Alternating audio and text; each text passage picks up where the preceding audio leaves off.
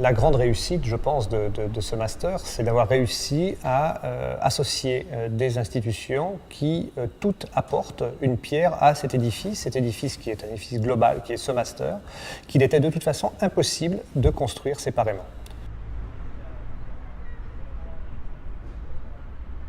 L'idée, c'était d'associer des moyens et des compétences complémentaires pour fabriquer une formation pluridisciplinaire avec d'un côté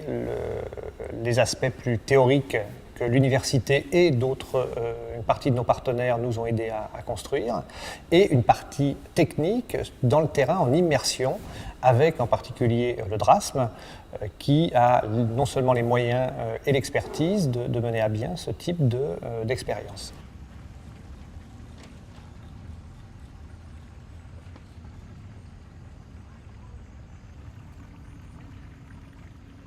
Le DRASM est un service original créé en 1966, un service à compétence nationale qui a pour vocation de gérer administrativement et scientifiquement l'ensemble du patrimoine immergé de l'intégralité des eaux sous juridiction française, soit 11 millions de kilomètres carrés dans le monde. Alors, la formation semblait devenir indispensable partout dans le monde, devant l'accroissement des nécessités. De plus en plus de pays ont pris conscience de l'importance de gérer le patrimoine immergé, de l'étudier, et donc il semblait à un moment donné qu'il fallait asseoir quelque part une formation digne de ce nom pour l'ensemble de ces pays émergents et également pour les jeunes archéologues en formation sur le plan national. Alors dans cette formation, le DRASM a à la fois un rôle théorique, puisque mes différents collaborateurs et moi-même, nous donnons des cours ex cathedra, je dirais en majesté, au sein de salles de cours, et puis surtout, le DRASM a l'avantage d'avoir une activité pérenne, continue, à longueur d'année, d'expertise, de fouilles systématiques, et là, c'était la possibilité qui est offerte aux stagiaires de pénétrer le milieu directement en formation réelle. C'est-à-dire, on n'imite pas, on ne fait pas un chantier école, ils sont vraiment impliqués dans une fouille qui doit fournir des résultats, etc. À tous les niveaux de la recherche, c'est beaucoup plus formateur. Si tu le fais près des enfants, du coup, ça va être plus évident. Ça a été 2 années assez fantastiques où on a été plongé vraiment dans une dynamique où on a eu des formations avec des gens qui venaient du monde entier pour nous parler de leur spécialité. On a eu des chantiers, enfin l'accès aux chantiers sous-marins, ce qui est déjà énorme parce qu'aujourd'hui il faut être classé pour pouvoir plonger. Donc on a une formation de plongée professionnelle, l'accès à la fouille sur le terrain avec quand même des responsabilités, ne serait-ce que scientifiques. C'est des vrais sites archéologiques.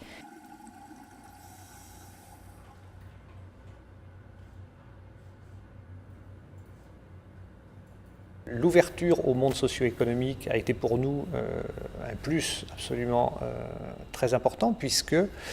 ça permet à nos étudiants d'avoir un lien direct avec ce monde socio-économique et en particulier, je pense à Ipso Facto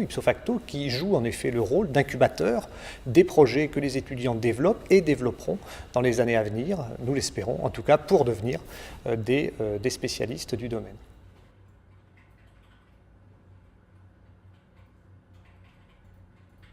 Donc Ipso Facto, c'est une coopérative dédiée à l'archéologie et à l'océanographie qui a donc plusieurs pôles, un pôle archéologie, un pôle 3D, tout ce qui est technologie numérique, et un pôle restauration, plus le pôle océanographie. Et donc dans le cadre du Master MOMARC, on a en charge la gestion opérationnelle de l'ensemble des stages de terrain de fouilles et donc de formation sur les fouilles, et une partie des enseignements théoriques dans la mesure où on aborde toutes les questions théoriques de la formation pratique et donc de l'application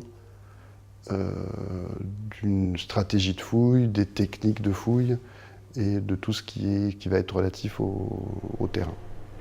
Je dirais qu'un des points forts du Master MOMARC, c'est la partie d'apprentissage sur le terrain, c'est-à-dire l'immersion professionnelle des étudiants sur une partie assez conséquente des 2 années qu'ils passent avec nous en Master MOMARC. On part d'un apprentissage classique, des méthodes de fouille en contexte immergé avec des aspirateurs à sédiments, etc., etc.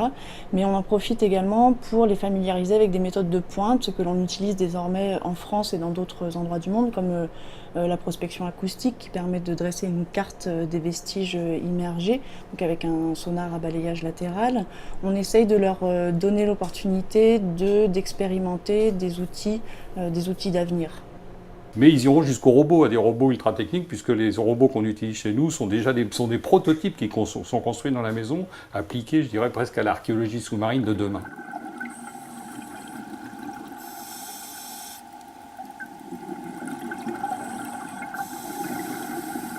Alors, depuis 4 ans maintenant que nous avons commencé cette formation, on avait quand même cet objectif de devenir un pôle de compétences reconnu dans le monde entier. Je crois qu'on y arrive puisque l'UNESCO a décidé d'accorder une chaire à l'Université d'Aix-Marseille pour cette formation. Donc on en est assez fiers, elle sera portée sur les fonds baptismaux dans les mois qui viennent. En tout cas, ce que je constate, c'est que chacun d'entre nous se dit, si j'avais eu la chance d'avoir un jour une telle formation, j'aurais peut-être gagné 20 ans dans ma vie professionnelle.